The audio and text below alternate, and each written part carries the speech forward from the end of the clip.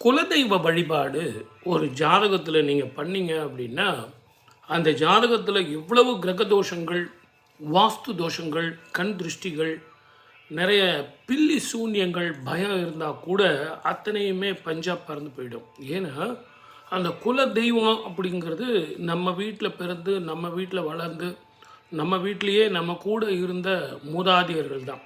நம்ம குலம் காக்க, நம்ம குலம் செழிக்க இவங்க நம்மளோடையே இருப்பாங்க. அதனால் நமக்கு ஏதாவது ஒரு ஆபத்து அப்படின்னா இஷ்ட தெய்வமோ வந்து நிற்கிறத விட இந்த பித்ருக்கள் வந்து முதல்ல நிற்பாங்க. குல தெய்வம் வந்து முதல்ல நிற்கும்.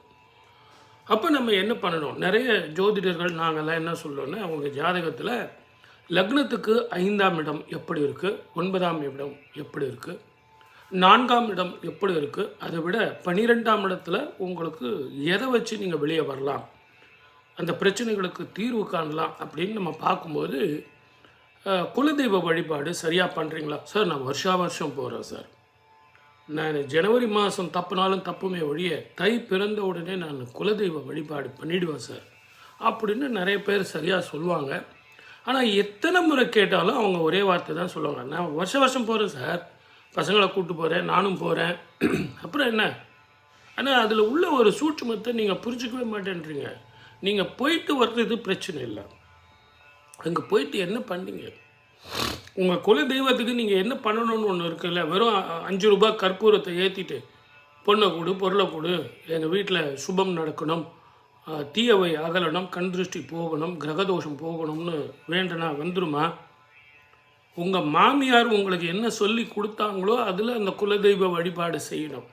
நிறைய ஜோதிடர்களை நீங்கள் பகடக்காயாக வச்சு அந்த ஜோதிடர் இதை சொன்னார், அதை சொன்னார், குலதெய்வத்துக்கு அத்தை பண்ணோம், இத்தை பண்ணோம், அது தவறு. உங்கள் குல வழக்கப்படி உங்கள் மாமியார் என்ன சொல்லி கொடுத்தாங்களோ அதை செய்வது தான் குலதெய்வ வழிபாடு.